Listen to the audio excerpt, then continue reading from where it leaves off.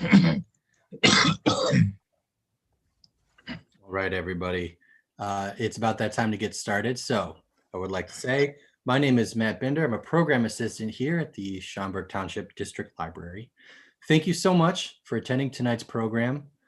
We have a lot of presenters here at the library, but rarely do we get someone who was a personal history maker, change maker, firsthand account of American history. So tonight I would like to welcome freedom writer and foot soldier, Thomas Armstrong. Take it away, Thomas. Okay, hello everyone. My name is Thomas Armstrong, and it's good to be here with you tonight. First of all, I'd like to thank this great organization, Schaumburg Township Library, and the staff for welcoming me here. To the director, Miss Annie McGivrish, for working with me in order to make this part of the event a reality. Thanks, Matt, for taking over and making all of this work. I'm here on behalf of 436 freedom riders for justice and more than 70,000 foot soldiers of the movement who defied regimes to fight for marginalized people all over the world. I'm here today to tell you about my civil rights experiences and my book, Autobiography of a Freedom Rider, and to present you with a few questions. Now, some of you may ask, why did I write the book?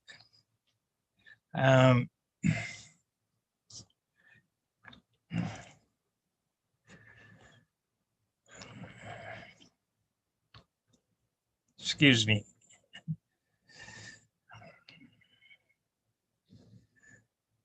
Some of you may ask, why did I write the book, Autobiography of a Freedom Rider?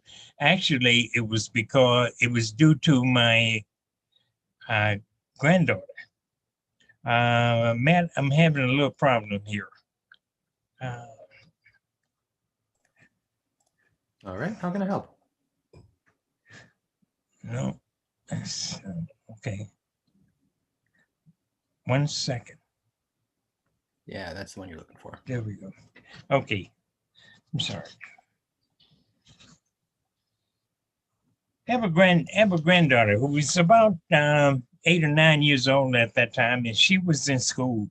And while at school, she had the opportunity to see the movie Eyes on the Prize. And so she came home to me that weekend and said, she called me Papa. I said, Papa, I saw you in the movie. And I said, you did? She said, yes, it was the Eyes on the Prize. I saw you. And I had to bust her bubble a little to let her know that that wasn't me. And then she said, well, were you in the civil rights movement? And I said, yes, I was. She said, did you do anything? I said, I did a few small things. She said, well, what did you do? Well, you see, I hadn't talked about my experiences for more than 38 years. And so my daughter didn't know. Alina's mother hadn't heard about my experiences. My wife chimed in, what did you do?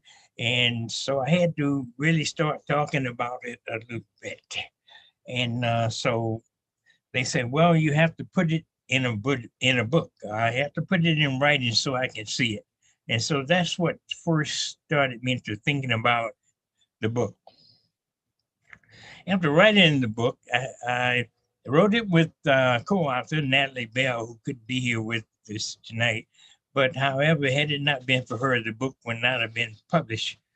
She managed to get the book in front of publishers in New York, and things just kind of took off from there.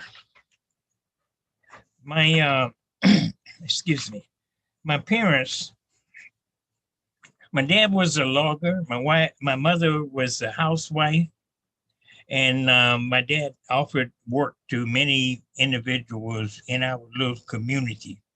And before I finished high school, I began to realize that something was not right in my community. And So I went on to attend TOUGALOO College in 1958. I'm a husband, father, grandfather, great-grandfather of a 4-year-old enjoying an active life in retirement. When I was a youngster, I was deemed to be a criminal by Mississippi law simply because of my belief.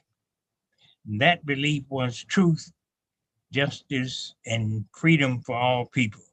I hated race discrimination, and at that early age, I dedicated myself to the struggle of freedom.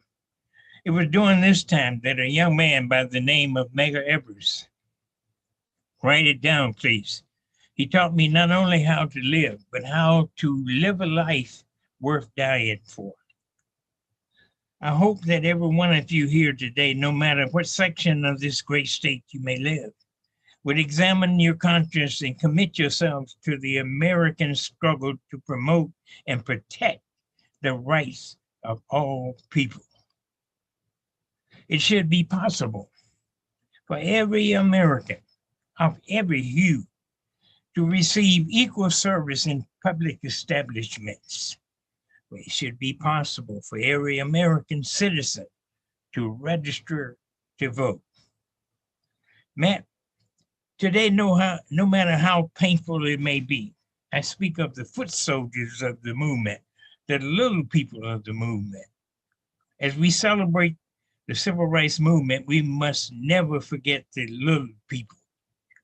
On occasion, my father wore the mask. It was the mask that the famous poet Paul Laurence Dunbar spoke of in his poem, The Mask.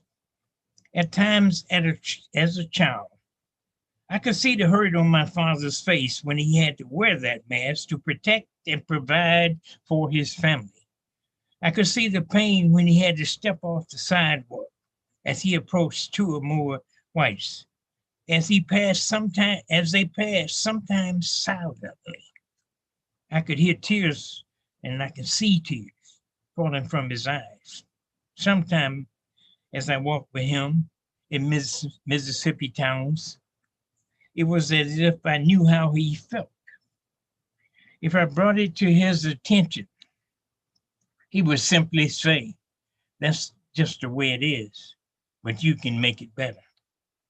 The humiliation, the abuse and disparity was not caused by something that he did wrong.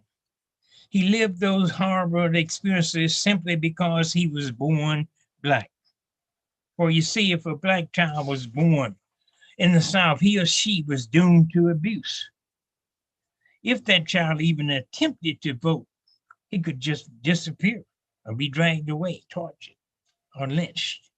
Certainly, if the young man looked at the wrong woman, he could almost expect the same treatment. Now I could feel my father's pain. My path is now chosen. Now I must fight for the rights of my father. Many grand interracial relationships have been lost simply because of all the evil incorporated into a Jim Crow system. No matter how much a Black and white person loved each other, no reality would entertain an idea of marriage.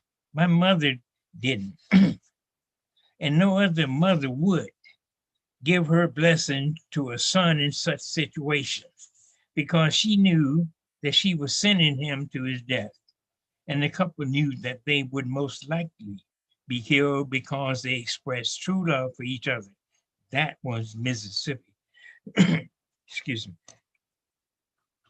It was in 1906, after Jonas and Bertha Johnson had graduated from Tuskegee Institute, where they met, that they founded Prentice Normal and Industrial Institute with the help of Julius Rosenwald of the Sears and Roebuck Company, who provided like-kind grants for the purposes of building schools for Blacks in the South. Johnson's portion of the needed funds came from the community of whites as well as Blacks. He informed twice that if they provided donation for the school, they would improve the profit margin being generated by their sharecroppers. Many of the funds received to operate that school came from whites in our community. One day, I stopped at an ice cream parlor in my hometown. I was 13 years old. Well, you see, I used to love the blues, and we had an old Philco radio, and I used to put that radio in bed with me. And Dad sometime would come in and hear me listening to that radio, and he would say, "Turn that radio off." Well, one day I missed the bus because I listened to the radio too long that night. And a gentleman at the middle of my community transported me to Prentice, Mississippi, which was the next small town where a high school was located. So he dropped me off in front of an ice cream parlor. And I walked up to the little window there. You see, at 9:30 in the morning, it's already hot in Mississippi. And I asked the guy if he had a vanilla ice cream cone. He said, "Yes, but can't you read?" I said, "Of course I can read." And he said, "Well, read that sign up there." I looked up, and sure enough, there was a sign that said "white only." So he took his thumb and pointed around to the side window. I walked around there. And when I got there, there was a melodrum half filled with garbage swarming with flies. So I immediately turned around and walked the other way, 1/4 mile to my high school. When I got to the high school, I had a cousin, Joseph Armstrong, who was the principal, and I informed him that what had happened, and he said, "Well, don't worry too much about it because we just will not participate, tolerate, will not frequent that establishment anymore." So that was my first overt contact with segregation. Leaving that community of Lucas, I enrolled at TOUGALOO College, which was a historical Black college located 10 miles north of Jackson, Mississippi. So along with the Black student population, each year foreign students as well as 3 to 10 descendants of TOUGALOO College instructors attended that school. It was while I was a student there that I had the opportunity to meet several times with Dr. Martin Luther King Jr. He always wanted to know what we were doing in terms of our movement struggle.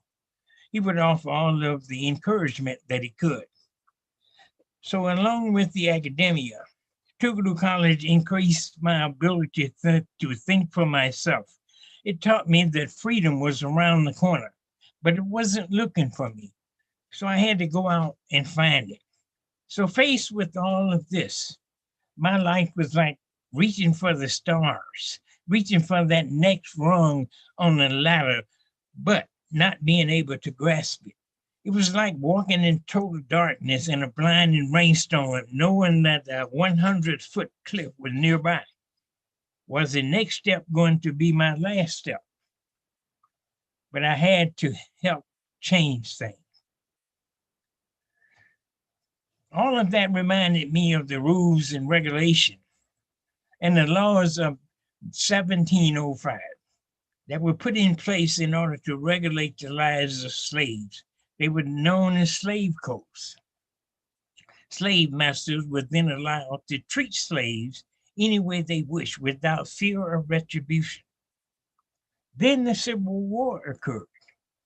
There is no doubt that slavery was at the heart of the Civil War, but that's a long story for another day. Those laws were updated in 1865 and 1866 after the Civil War. The updates consisted mainly of changing the word slaves to Negroes. The new laws were now intended to hinder and block Black freedmen from voting and had the effect of restricting African American freedom and of compelling them to work in a labor economy based on low wages and debt. Some of the consequences of those laws remain in effect up until the passage of the Civil Rights Bill of 1964. What were some of those laws and rules and regulations? Get off the sidewalk when two or more whites approach. Sketch your foot on a white piece of paper and give that to the clerk when you are ready to purchase your shoes. You could not try on clothes. You had to wait in line until Caucasian was served before they took your money. You couldn't sit in the front of the bus. Interracial marriages were banned. Could not testify against Caucasian people in court. So on the lawn of the courthouse, in my hometown was a water fountain. In fact, there were two, one with the colored sign attached and one with the white sign attached. If a black drank from the water fountain labeled white, you were subject to ridicule at the very least. Substandard books were given to students at my high school, while new books were given to the white schools. In my hometown, there was a bus station with waiting room for colors and one room for whites. As integration became more real, the town closed both waiting rooms and one had to board the bus and get off the bus just north of town on Main Street, rain or shine. That was Prentice, my hometown. Now, even though I participated in the movement of the 1960s, I was being watched. I was being watched by the Mississippi State Sovereignty Commission. The Mississippi State Sovereignty Commission was a spy agency. It was created in 1956 and sponsored and directed by the governor of the state of Mississippi. They were watching every move that anyone made, using state compensated investigators. They tried everything within their power to stop the black vote, stop integration, keep tabs on all outside influences coming into the state of Mississippi, and to identify all who were sympathetic to the cause of freedom. That was the Mississippi State Sovereignty Commission. Information gathered was passed on to the state police, the White Citizen Council, another racist organization, and subsequently to the Klan, those whose sole purpose was to intimidate and harass. The Sovereignty Commission was chartered officially to protect the sovereignty of the state of Mississippi and her sister states from federal interference. Ladies and gentlemen, there are some scholars and civil rights veterans who would suggest to you that Mississippi blacks did not help themselves move forward toward freedom until the Freedom Riders came through. I, as a Freedom Rider, submit to you that our fight for freedom began to intensify with the return of our soldiers beginning in World War I and II. During World War II, two young men from my hometown, Curtis Hooker and Avery Toney, participated in what was known as the Battle of the Bulge. They fought battles throughout the frozen Ardennes forests in the mountainous region of Belgium, France. They fought in France. They fought in Luxembourg in the dead of winter. The Battle of the Bulge was the costliest action ever fought by the U.S. Army, which suffered over 100,000 casualties, where Curtis and Avery survived. And they returned to Mississippi and still could not vote. In fact, they was harassed with the idea of just seeking to vote. Medgar Evers notified us each time we had a meeting that we were in the midst of important little people, as he called them. He was the greatest factor in my life, in my decision to participate in the movement. In the spring of 1959, I happened to visit a mass meeting. A mass meeting was community meetings where the community resident received civic instructions relative to what was to take place in the coming days and weeks ahead. Medgar Evers was one of the reasons for my many successes in the Mississippi civil rights movement. He was the field secretary for the NAACP in Mississippi, our civil rights organization, and he became a martyr of the civil rights movement. I worked more than 2 years with him in voter registration, and it was because of my response to his request to help in voter registration work that I became involved in the movement. He gave his life for the battle of freedom. He received a Purple Heart. On June 12, 1963, he was shot dead. And he was killed 17 days before his 38th birthday.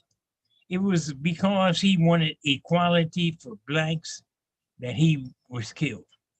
Today, in Jackson, Mississippi, at an airport and the federal post office, and a 689-foot United States Navy ship honors his name.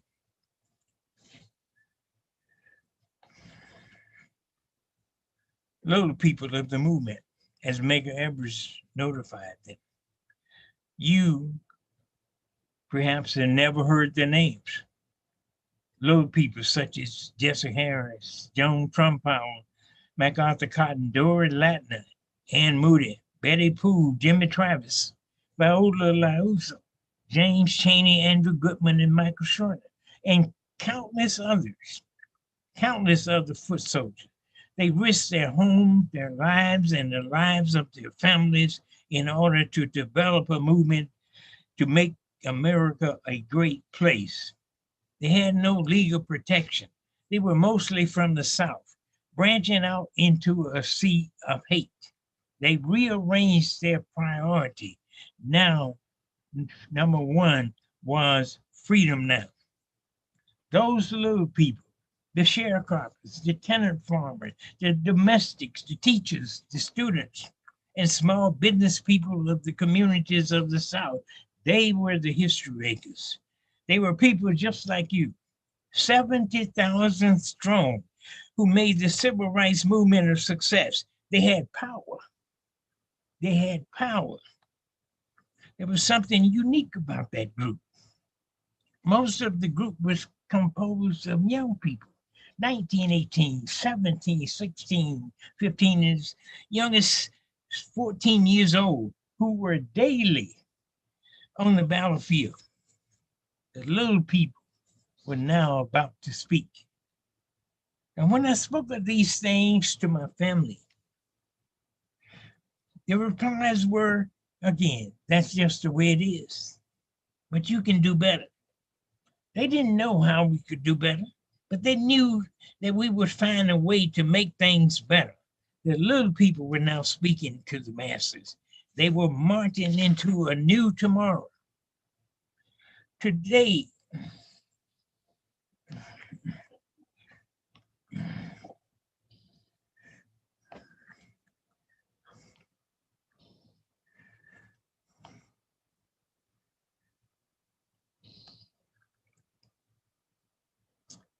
let me catch up here.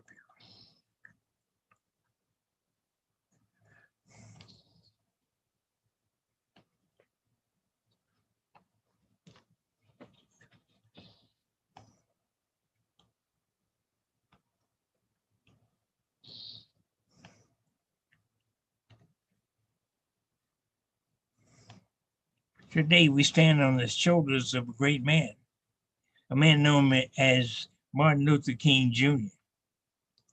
Martin was born Michael King Jr. But you see, He was the middle child of Michael King Sr. and Alberta Williams King. It was during a visit to Germany by his family that Michael King Sr. became so impressed with the spiritual activist Martin Luther that he eventually changed both of their names to Martin Luther King.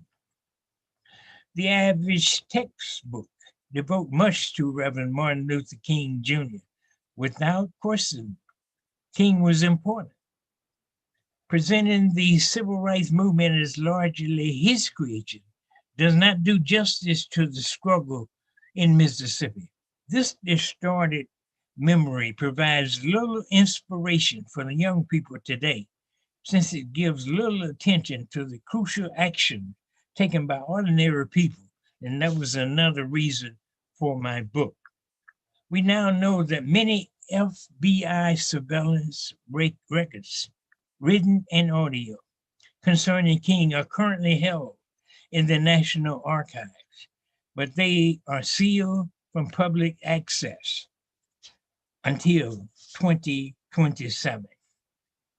There are only two other people in American history who have a national holiday in their honor: George Washington and Christopher Columbus. Martin Luther King Jr. is the only native-born United States citizen to have a national holiday in his honor. Now, King wasn't the only person who died at the Lorraine Motel in Memphis, Tennessee on April 4, 1968. After he was killed, one of the hotel workers, Lorraine Bailey, who was also the wife of the owner of the hotel, and she was also the switchboard operator. Seeing King killed, she had a heart attack and later died from that. In fact, that was one of the reasons that people at the hotel who saw King being shot, when they ran to their rooms to try to make calls to get emergency service and ambulance, they couldn't get through to the switchboard because of Lorraine's heart attack.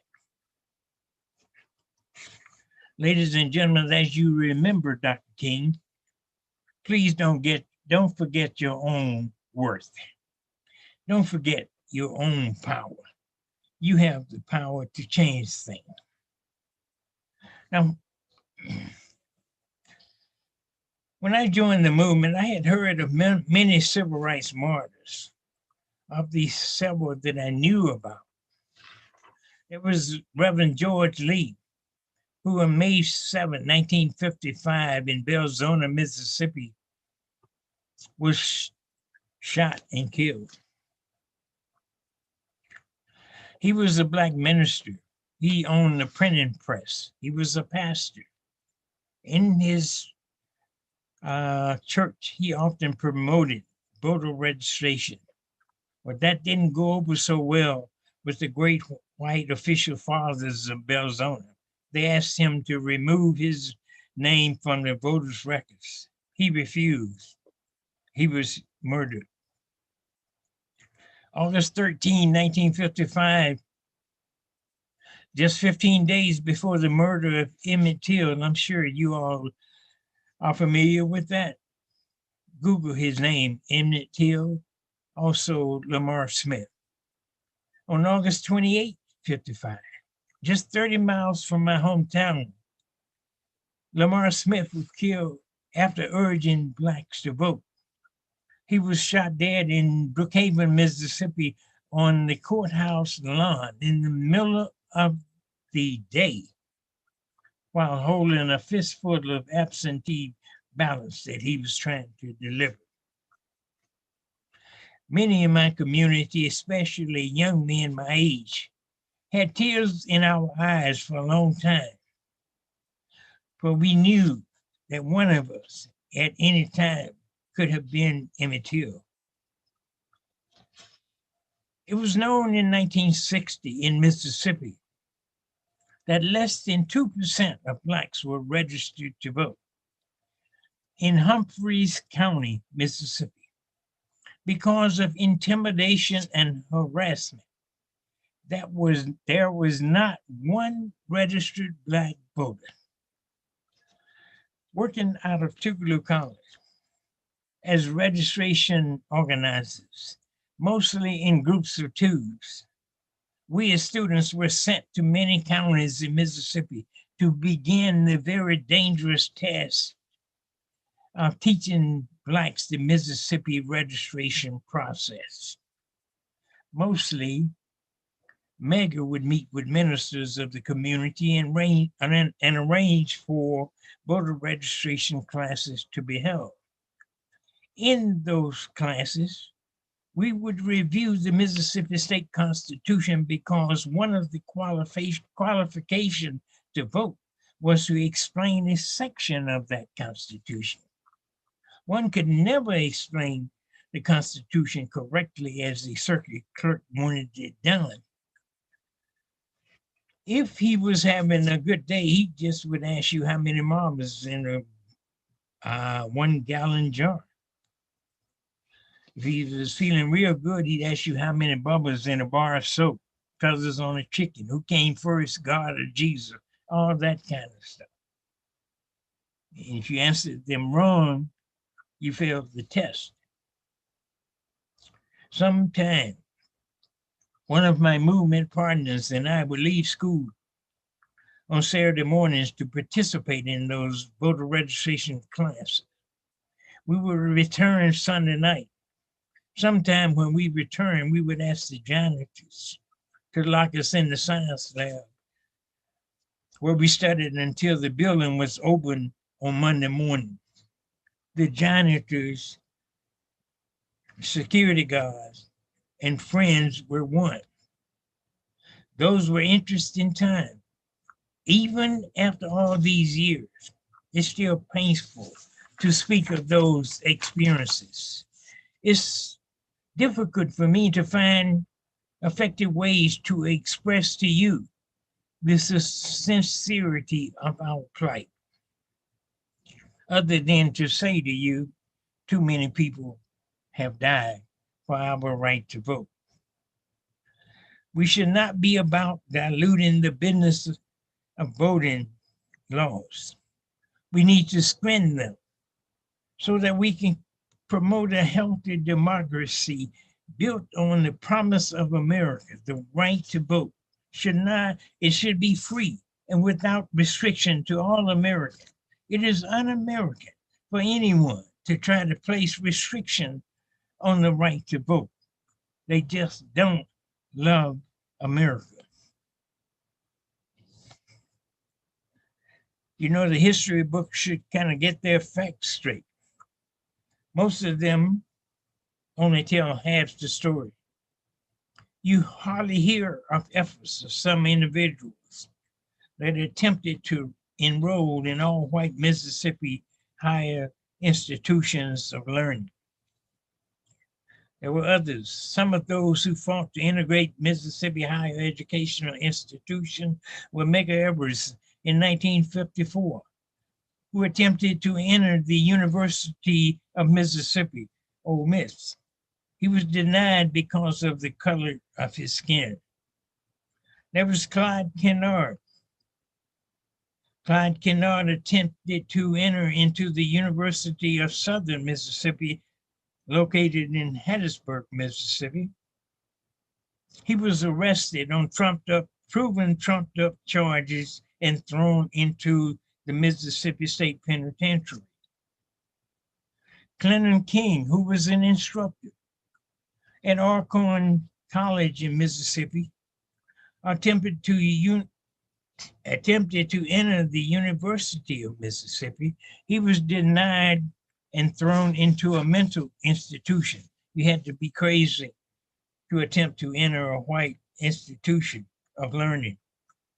I attempted to enter Millsaps College in Jackson, Mississippi in 1961. I was denied simply because of the color of my skin. Urged on personally by MARTYRS, I took a stand against college segregation by attempting to enroll at all-white Millsaps College, located in Jackson, along with 10 other Black students. according to some Millsap students at the time who has kept in touch with me. A group of Millsap students picketed their university administration in an attempt to convince their university to enroll me. Now, I didn't attempt to enroll in Millsap College trying to be the first to integrate a school. I attempted to enroll in order to force their administration to seriously go about the business of changing their enrollment policy and to let them know that Blacks would soon be attending. So despite having the support of the Millsap students and a sufficient number of students required to open the class, Millsap chose to cancel the class instead of being forced to admit my enrollment. So I'm sure you've heard of James MARTYRS, who attempted to enroll in Ole Miss in 1961. He was denied, but in 1962, he was allowed to enter with the help of 350 federal marshals. A riot ensued and 2 people were killed. There was Eli Hostetler. He was my Caucasian roommate from Goshen, Indiana. He attempted to enroll at Millsaps College, and he was denied entry because he attended a Black institution. So we do encourage historians to do a little better tweaking of their work.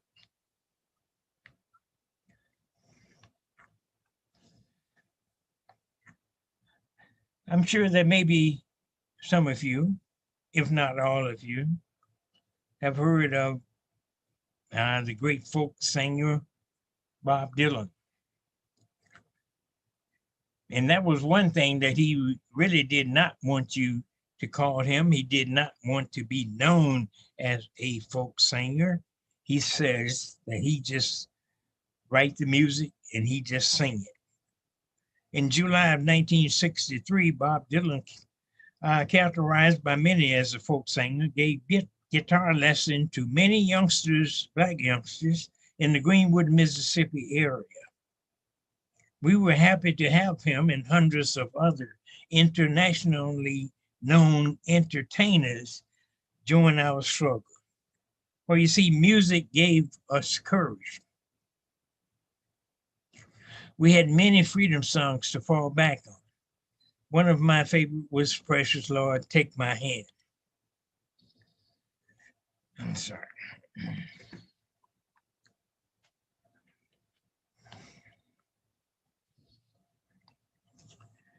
Before each protest that we participated in, we kind of got together and on TOUGALOO campus, and we would sing a few freedom songs because, like I said, it gave us courage. Also on Friday nights, a few students from TOUGALOO College would meet at the chaplain's home and discuss planned protests for the coming weekend. On Sunday morning, we would dress up, go downtown Jackson, Mississippi, and visit one of the all-white churches there. We know that we may not live to see Monday morning, so that was one of the reasons that we sang those songs together before we left. You here today, when you attend your church service this Sunday, please be mindful that it was a pressure for the inclusion of Blacks in worship by the likes of TOUGALOO students, Catherine Hanner, Eli Hostetler, Dolores Donlot, Julie Zog, and yours truly, and others that push some church denominations to change their policy for Blacks to worship. Before many of our protest efforts, we gathered together in song and prayer. 2 songs that we would always sing was We Shall Overcome and This May Be the Last Time. In the year 1961, That's a year mostly associated with the Freedom Riders. However, it was in 1944 that a young Black lady by the name of Irene Morgan, who sat at the front of the bus and refused to give up her seat to a white person, she was arrested. Now, she was not the only one who was arrested for refusing to stand on her feet so whites could sit. There was Claudette Colvin, Sarah Louise Keyes, Aurelia Browder, Susan McDonald, and Mary Louise Smith. Almost forgotten women of the movement. Hardly anyone knows their names. Then came Rosa Parks in 1955 in Montgomery, Alabama. She refused to obey the bus driver and give up her a seat in the colored section to a white passenger. After the white section of the bus was filled. But Irene Morgan, who was arrested in 1944, won her case in March of 1946 with the help of NAACP lawyers, including Thurgood Marshall, who later became a Supreme Court justice. Her U.S. Supreme Court case is known as Morgan versus Commonwealth of Virginia. There was a young man by the name of James Farmer. He was a country interest objector on religious grounds. He received a military deferral in World War II, and he joined the Pacifist International Fellowship of Reconciliation, FOR. In 1941, he organized the first sit-in in Chicago's Jack Pratt Restaurant and Coffee House. In 1942, he co-founded CORE, the Congress of Racial Equality. The Congress of Racial Equality. In 1947, a year later, he co-founded the Journey of Reconciliation, a freedom ride. He co-founded in 1961 a group of freedom rides. He was instrumental in the passage of the Civil Rights Act of 1964. He became the Assistant Secretary of Health and Welfare under President Nixon. That was James Farmer. So if you take a closer look at Farmer, it was in April 9, 1947, that CORE accepted 16 volunteers on the Journey of Reconciliation. That was a freedom ride led by Farmer, who traveled through the Upper South, Virginia, North Carolina, Tennessee, and Kentucky, testing compliance with the Supreme Court ruling. That freedom ride was stopped in North Carolina and deemed too dangerous. Mississippi, like other states, continued its organized effort to harass African Americans while riding on interstate transportation, while subjecting them to inferior seating arrangement on public conveyances. Seeing all of this, James Farmer and his organization, CORE, organized that 1961 Freedom Ride 14 years after the ride of reconciliation. So on May 4, 61, in an effort to focus attention on the issue of segregation on public conveyances, two of the Freedom Riders, Farmer and James Peck, planned to visit the states of the Lower South, Georgia, Alabama, and Mississippi, with Louisiana, New Orleans as their final destination. They left DC on two buses. One traveled the route to Birmingham. One traveled the route of Anniston, Alabama. The bus that traveled through Birmingham, Alabama, the Freedom Riders was taken off the bus and beaten. The bus that went through Anniston, Alabama, was firebombed, and the Freedom Riders barely got off the bus alive. Farmer came and James Farmer came and terminated that ride as being too dangerous. Students in Nashville, Tennessee decided to join the rides and take it into Jackson, Mississippi. I was a student at TOUGALOO College near Jackson at the time. We as students were watching the progress of the Freedom Ride.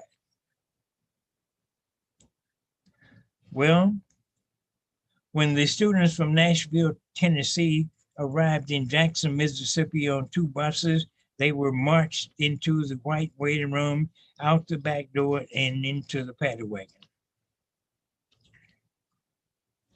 Now, we were concerned as students because we knew the reputation of our prison system. Many people who went into the Mississippi prison system did not get out. And they were not the same if they were later released. So we called a meeting at TOUGALOO College and we said, what can we do to help them? Because we believed that they all was going to be killed. And why did we believe that? As I said, we knew the reputation of the system, but not only that, the powerful in Mississippi called the Freedom Riders outside educators. The Klan and John Wright, head of the Jackson White Citizen Council, declared that Mississippi was ready. John Wright contacted the Justice Department and told them that all of the Freedom Riders would be killed when they arrived in Jackson. When we had the meeting at TOUGALOO College, trying to determine what we could do, perhaps save their lives in prison, the only thing that we could come up with was the fact that we had to get into jail with them. We had to get into jail with them. We felt that if we got into jail with them, they wouldn't kill all of us. For you see, the powers of Mississippi referred to the Freedom Riders, all of them, as outside agitators. We were current residents of the state of Mississippi. Would they kill their own? We chose not to believe.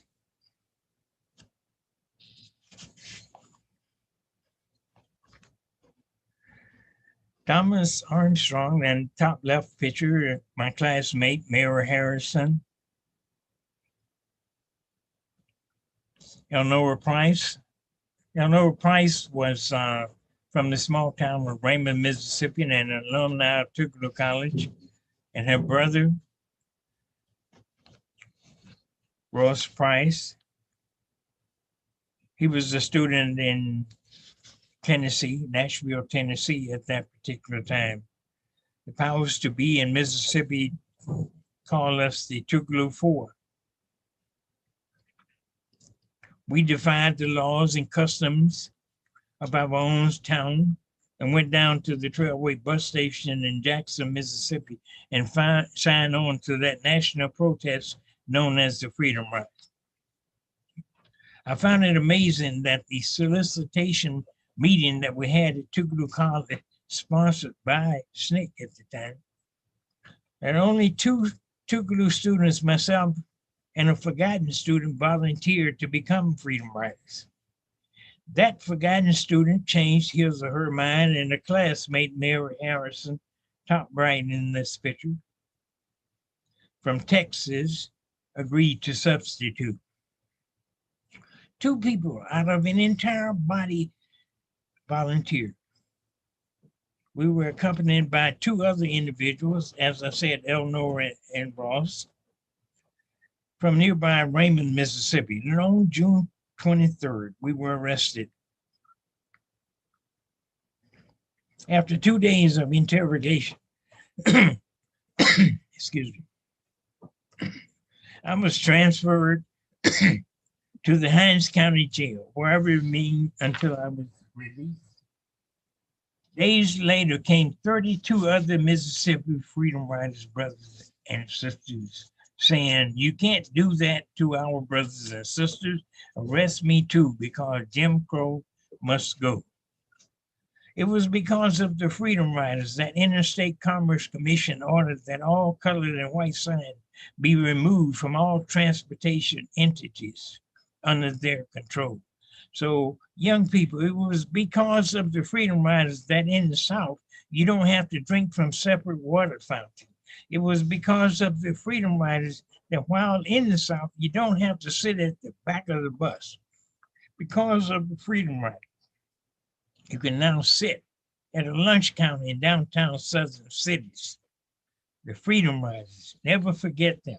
Write it down.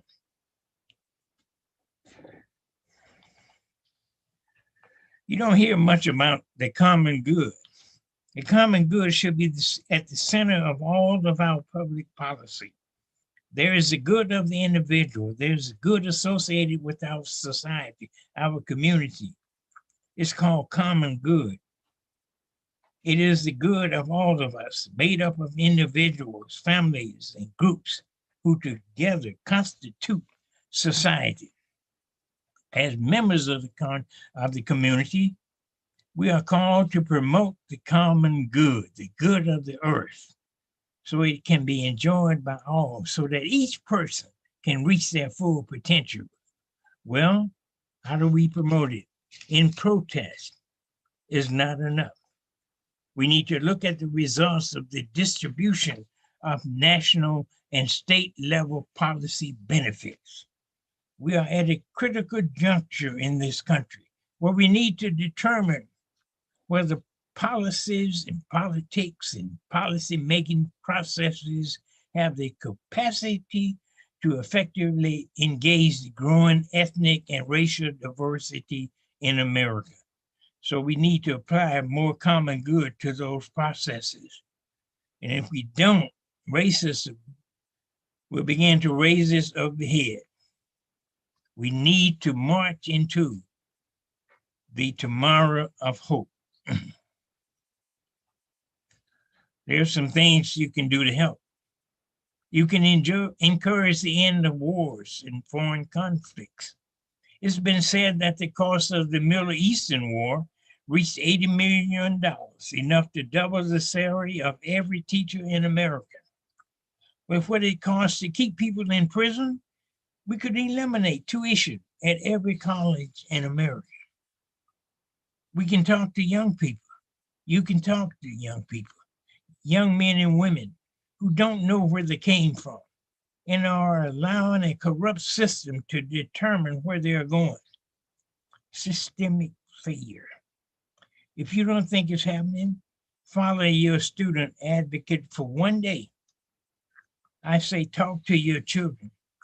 Those are your children, your grandchildren, your great-grands, your nieces, and your nephews. Where were you at the last teachers' meeting? Where were you at the last PTA meeting? Where were you at the last student evaluation conference? Where were you? Did you vote? Do you know who you voted for in the last election? Why did you vote for that person? We must create a system whereby the mistakes of our youth do not prohibit them from using the ballot box or condemn them for life. Mass incarceration is about race. We know that Blacks are disproportionately incarcerated. Our criminal justice system is notorious for its institutionalized racial bias. Alternative for incarceration for nonviolent crime should not be a partisan issue. Ladies and gentlemen, the responsibility is ours. So what will you do? Don't forget, you have the power. So we need commitment. Do what is necessary. Be not too concerned about material things. We have too much work to do. Keep it simple and clear. Forgo your long words. Pursue the calling. March on. March on into the tomorrow of hope. Hope for a new tomorrow.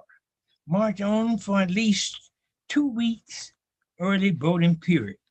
Make that known as you wish. March on against all oppressive voter registration laws. But most of all, march on to your own drumbeat. Be your own person. Do what you're supposed to do. Wouldn't it be great if we all did what we were supposed to do? That is, make this world better for all of us. Be that voice crying in the wilderness, crying in the street. Lift your voice and sing. All of this wouldn't matter to us individually if we're not here. So please wear your mask and maintain social distances when in public. Speak up when situations like what happened to my fellow activist and fellow Illinois citizen Samuel Bland of Naperville, who was arrested July 2015 and placed in a Waller County, Texas jail and later found hanged in a cell. All human life is valuable. We need to put up a great fight to make education an institutional and constitutional right for every American. The better educated we are, the better America becomes.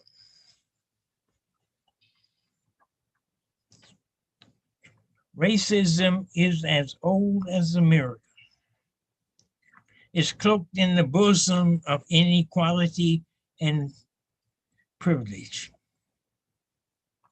oppression, and the suffering of one group at the hands of another group. Racism is a sanctuary for the stupid and the ignorant. Racism seeks to divide and destroy. It is the enemy of justice and goodwill. So don't fall for that trap. Don't fall for it. Every act of hatred should be met with another act of love and unity. All of you have within you the light of hope and the light of freedom. Shine that light on the scourge of racism. You need to let that light shine all over Illinois, all over the world. You need to challenge the old racist and segregation strategy wherever you find it. That old strategy is to divide and conquer. Divide by hate, race, and fear, propaganda, and lies. We have a lot of work to do. We have a lot of work to do. What do you think Martin would say to you today? What do you think Martin would say today?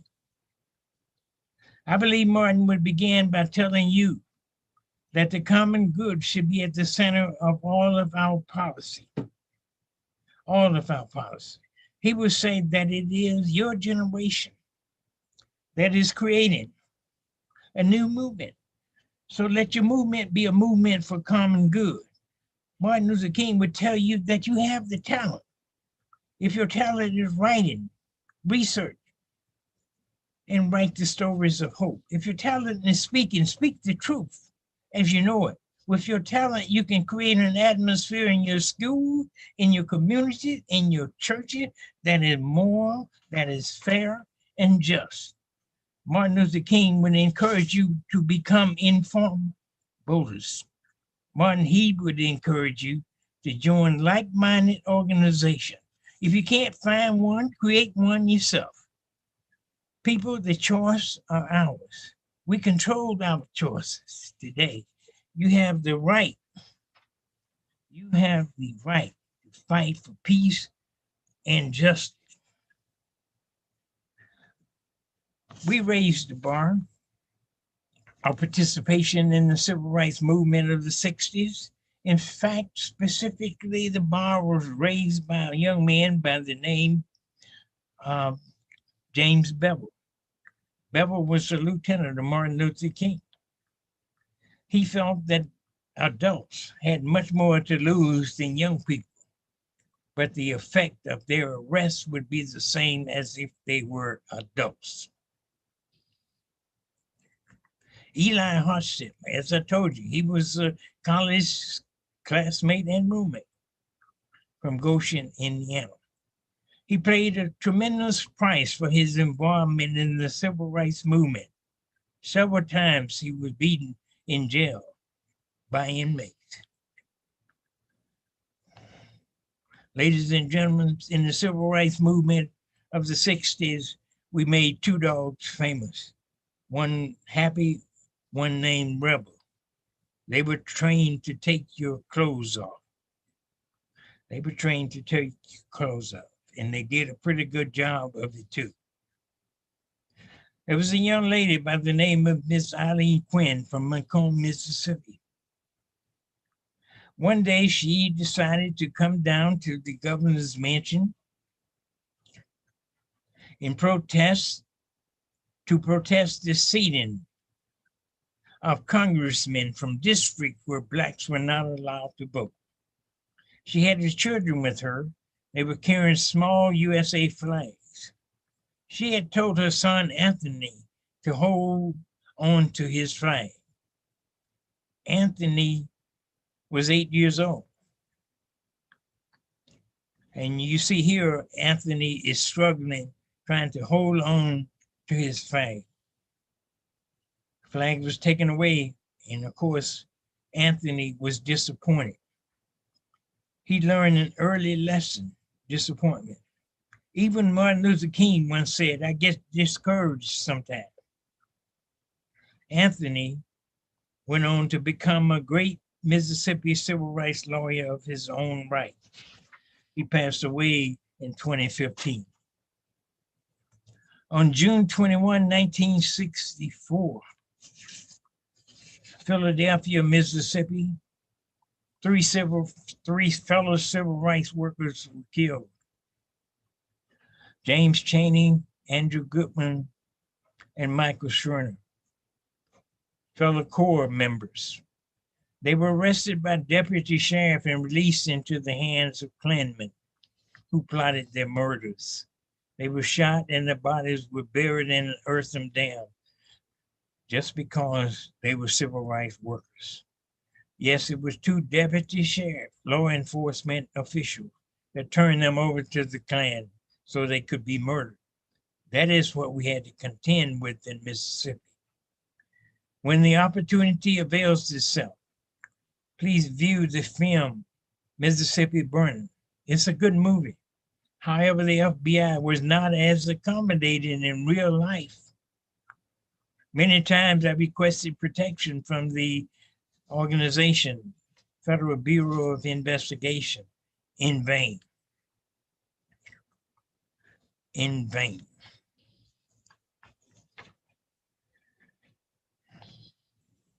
November 30th, 1961, I, along with a classmate, was asked by the organization Congress for Racial Equality to travel to Macomb, Mississippi to meet freedom riders who was coming in there from Louisiana. As customary, we met with the chief of police and also the captain of the police department, Captain George Guy. We sought, but did not receive protection from him. He offered us no protection. We asked for protection for the freedom riders that was coming in and for ourselves. At 1:30 p.m. that afternoon, we left the chief of police office, accompanied by him, to the bus station 1/2 block away. The bus came around the corner. The freedom riders departed, entered the all-white waiting room. There was no one on the street. There was one policeman at each corner, each end of the block. The Freedom Riders departed the bus, went into the bus station. They were in there for no longer than 4 or 5 minutes. My partner went in to let them know that we were there and we would attempt to get them to safety. And by that time, the doors of the nearby businesses opened. People flooded out with bricks, bats, and clubs, and many other things. In fact, the local newspaper reported the next day that there were approximately 400 people in the street. So I went in to notify the Freedom Riders and my friend that it was time for us to leave because it was getting difficult outside.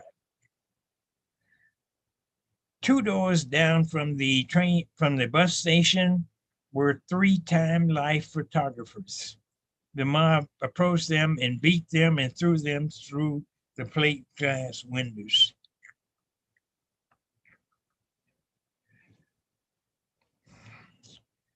We were able to, with the help of the chief of police, who came out of the pool hall across the street and forced his way to where we were, and with the use of his weapon created a pathway for us to safety.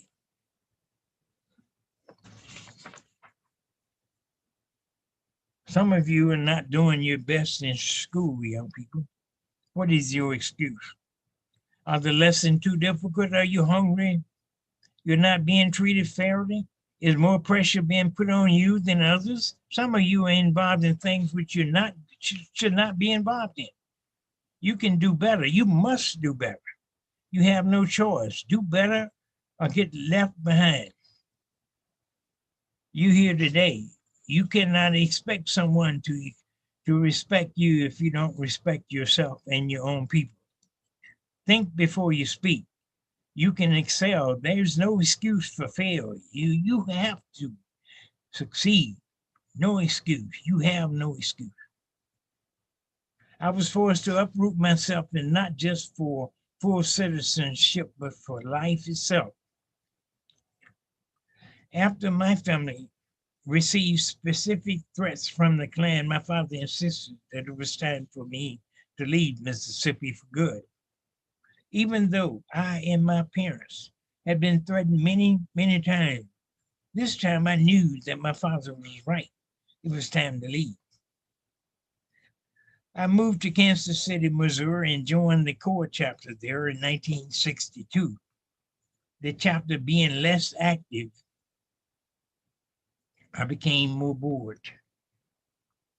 And after several months, I decided to move back to Mississippi. Upon my arrival at the Jackson bus station, I was met by the city policeman, most likely tipped off by the Sovereignty Commission. Learning that my name was on a list to be eliminated compelled me to leave Mississippi for good. State investigators arrived in the town of Silver Creek in Prentiss, Mississippi, nearby towns, in February of 1964 to dig up damaging information about me. Afraid that once again I might try to involve or enroll in Millsaps College. In addition to speaking with my neighbors, relatives, and associates, the investigators visited my high school, Jefferson Davis Sheriff's Office, and the County Registrar's Office. And after speaking with citizens in the county about me, the investigators would demand that they keep quiet about the encounter. And as you may know, their first stop was at my father's house to let him know what was being said. So to all of you here tonight, when you awaken tomorrow morning, take a look in the mirror and with sincerity, look directly into your own eyes and ask yourself 2 questions. Who am I? And why am I on earth? You don't have to try to find an answer right now. But when the opportunity presents itself to you to contribute to the goodness of mankind, let the question surface. Always remember, never give up hope. We are the captains of our souls. We carry the power. We can change things, you and me, if we believe in ourselves, if we walk in peace, if we live not within lies, but in compassion, if we lift up all of our brothers and sisters, we can change the world. Ladies and gentlemen, peace is just around the corner. Let's go forth together and find it. Thank you very much for listening. Thank you.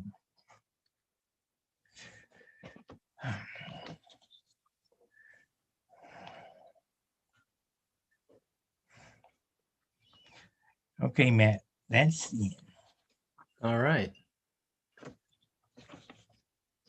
I would be happy to answer any question anyone may have. I see one.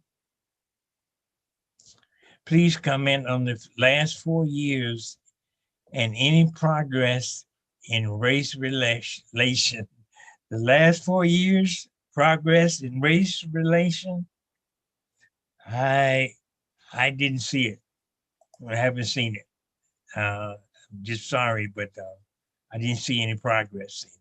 I think we can make progress, but it is up to each of us to do our part. And that is treat all people as equals. If we did just that, we can make great improvement. And can you, second question, can you tell us if you have hope today? Do you think we can now move toward racial justice in this country? And can you comment on it, on if you think it's important and are impactful to have a multiracial coalition fighting for Black Lives Matter? A multiracial coalition fighting for Black Lives Matter.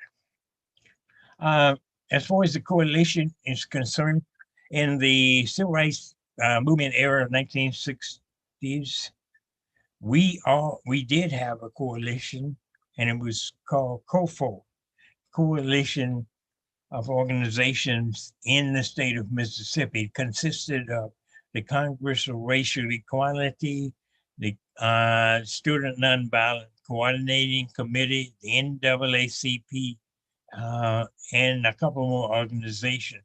Sometimes coalition work, but I don't think you need a coalition fighting for a specific cause. You already have, you should have at least the mechanism in place to make advancement in that era. Moving toward racial justice in this country is indeed possible. We expect that to happen. We expect no less. We have the power, each of us. Truth crushed the earth shall rise again. Did I have any interaction with John Lewis? No, I didn't. I was in Mississippi. John Lewis were in other states, of course. On occasion, he did visit Mississippi, but I had not the opportunity. I knew about him as president of the Student Nonviolent Coordinating Committee at one particular time. Okay, that's it. If there are any other questions, feel free to type them into the Q&A box. But Thomas, I just wanted to say thank you so much for not only sharing your story, but also missing parts of our civil rights history as well. I think it was very important. Thank you very much. I appreciate it. I was happy to be here to do it. And I encourage everybody to purchase the book because it gives an expanded version of what I spoke of today. Yeah, I'm going to share on my screen.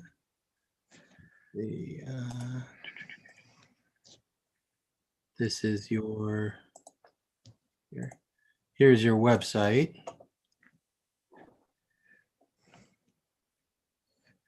footsoldiersjourney.com. That's where you can find out more about you and the book. Absolutely. And also, I'd like to say we're in the process now of revising this website. You within another 60 to 90 days, you should be able to see a completely new site there. Okay. That's great. Well, Thomas, once again, it looks like we have some questions. So do you mind sticking around for a couple? Sure, go ahead. Oh, let me get All right. Lori would like to thank you. So thank you, Lori. Thank you. Well, with Denise, I guess there were no other questions. Yeah. Well, Thomas, thank you so much for your time. Thank you so much for sharing tonight. All right, thank you. I appreciate your help too, Matt, getting all this set up and getting it going. Yeah, it's good. And give our regards to Mrs. Tillman. I understand she's a little under the weather today. Thank you so much. Well, thank you and have a great night. And thank you everyone for attending tonight. We appreciate that you came. Yes.